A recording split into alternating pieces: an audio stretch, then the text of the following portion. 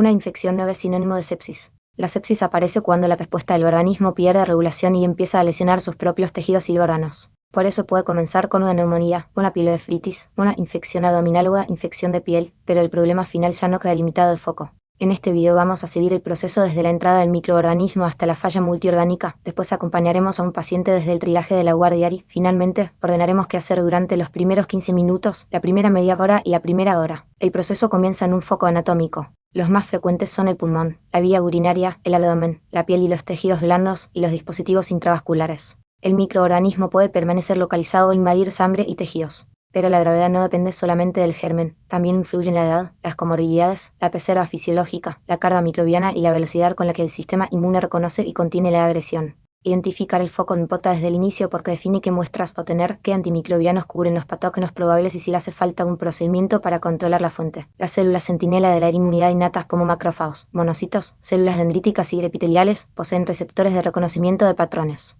Estos receptores detectan estructuras del microorganismo, llamadas PAMP, y señales liberadas por células dañadas, llamadas DAMP. Al activarse, transmiten señales hacia factores de transcripción como NF-kappa y AP1. El objetivo normal es contener la infección. En la sepsis, la señal se amplifica de forma desordenada, se reclutan neutrófilos, se activa el complemento y se liberan mediadores que ya no actúan solamente en el foco, sino en todo el organismo. La activación inmune induce citocinas proinflamatorias como factor de necrosis tumoral, interleucina 1 e interleucina 6, además de quimiosinas, especies reactivas y mediadores lipídicos. Al mismo tiempo se activa una respuesta antiinflamatoria que intenta limitar el daño. La sepsis no es simplemente una tormenta de citocinas, es la coexistencia desequilibrada de inflamación, inmunosupresión y alteraciones metabólicas. Algunos pacientes predominan inicialmente con hiperinflamación, otros pueden mostrar inmunoparálisis temprana. Esa heterogeneidad explica por qué dos personas con el mismo foco pueden evolucionar de manera muy distinta. El endotelio recubre toda la circulación y es uno de los principales órganos blancos de la sepsis. La inflamación lesiona el licocálix, altera las uniones entre células endoteliales y le aumenta la permeabilidad capilar.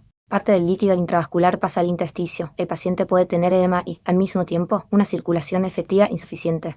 La producción excesiva de epóxido nítrico genera vasodilatación y reduce la resistencia vascular. A esto se suma una respuesta menor a las catecolaminas. El resultado es una combinación de vasodilatación, fuga capilar y mala distribución del flujo que puede producir hipotensión y shock distributivo. La inflamación y la coagulación se potencian entre sí. Se expresa factor tisular, se genera trombina, disminuyen vías anticoagulantes fisiológicas y se frena la fibrinólisis. Esto favorece depósitos de fibrina y microtrombos. En casos extremos aparece coagulación intravascular diseminada con trombosis y consumo de plaquetas y factores. Pero incluso sin una coagulación intravascular manifiesta, la microcirculación se vuelve heterogénea. Algunos capilares no reciben flujo, otros lo reciben en exceso y la sangre puede desviarse sin entregar oxígeno de forma eficiente. Por eso, una presión arterial aparentemente corregida no garantiza que todos los tejidos estén bien perfundidos. La entrega de oxígeno puede caer por hipotensión, alteración microvascular, hipoxemia o anemia, pero la falla celular no se explica solo por falta de oxígeno. Las mitocondrias cambian su metabolismo, disminuye la producción eficiente de energía y aparece lo que se ha llamado hipoxia citopática.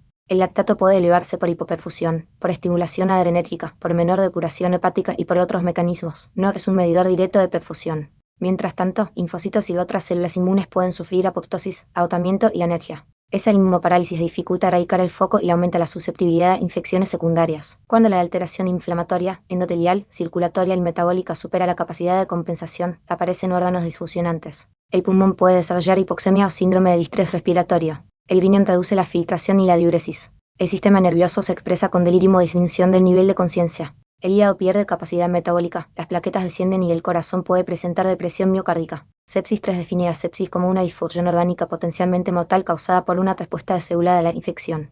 En la práctica, un aumento agudo de 2 puntos o más en SOFA apoya esa difusión. Imaginemos a un hombre de 68 años que consulta por 3 días de tos, fiebre y decaimiento. En triaje tiene temperatura de 39 grados, frecuencia cardíaca de 120, frecuencia respiratoria de 28, saturación del 89% del aire ambiente y presión de 92/58. Está somnoliento y desorientado. La radiografía muestra una consolidación pulmonar. Todavía no conocemos el microorganismo ni todos los análisis, pero ya tenemos infección probable, deterioro fisiológico y signos de disfunción orgánica. La evaluación y el tratamiento deben comenzar en paralelo. La sepsis es un diagnóstico clínico. Hay que reconocer una infección posible o probable y buscar disfunción orgánica aguda sin dejar de considerar imitadores como hemorragia, pancreatitis, embolia pulmonar, crisis suprarrenal, intoxicaciones o insuficiencia cardíaca. El examen sigue el ABCDE, vía aérea, trabajo respiratorio, oxigenación, perfusión, estado neurológico, piel y búsqueda dirigida del foco. Se revisan antecedentes, inmunosupresión, antibióticos recientes, internaciones, dispositivos, cirugías y microbiología previa. La campaña de sepsis de 2026 se marca que ningún biomarcador ni test aislado permite confirmar o excluir el diagnóstico. Se solicitan hemograma, función renal y hepática, electrolitos, glucemia, coagulación y gasometría según el cuadro.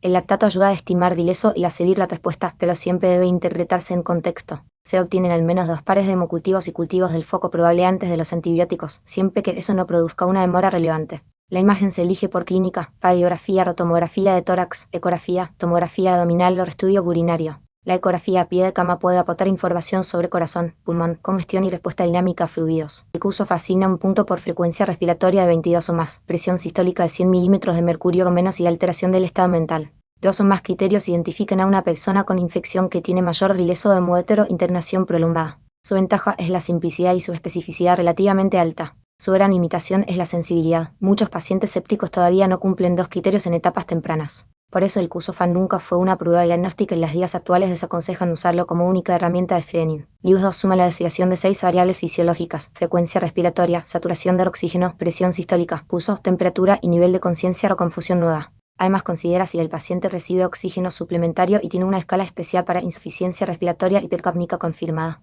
Su fortaleza es que captura un espectro más amplio de deterioro que el CUSOFA y permite repetir mediciones para observar tendencia. Pero tampoco diagnostica sepsis, puede elevarse por cualquier enfermedad aguda grave. Debe activar valoración clínica, escalamiento y búsqueda de la causa. La comparación correcta no es cuál diagnostica sepsis, porque ninguno lo hace. CUSOFA es un marcador breve de pronóstico adverso, muy específico pero poco sensible para detección temprana. LIUS-2 es un sistema de alerta de deterioro general, más sensible porque incorpora más signos vitales y su evolución.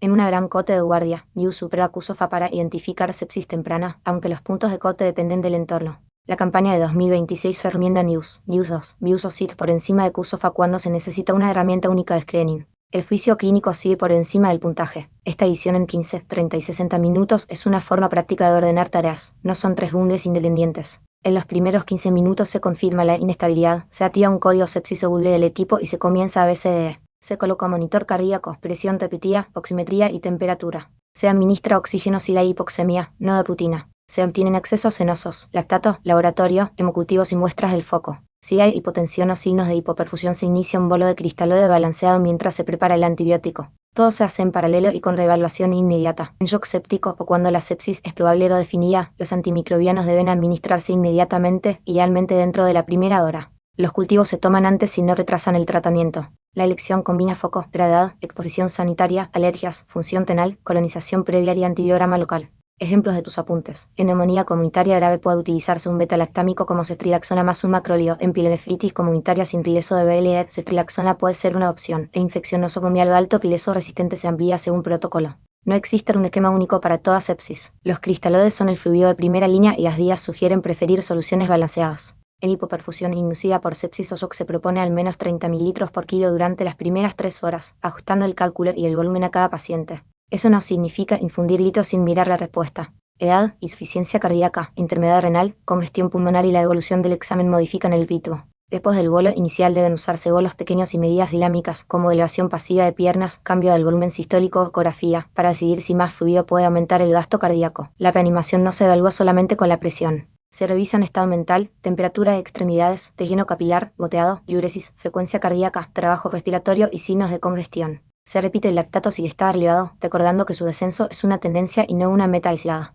Una elevación pasiva de piernas puede simular un bolo reversible. Si aumenta el volumen sistólico del gasto, el paciente probablemente responderá a fluidos. Si no responde, o aparecen crepitantes y congestión, seguir administrando volumen puede empeorar el edema pulmonar y la lesión renal. Si la hipotensión persiste después del bolo inicial, debe iniciarse vasopresor.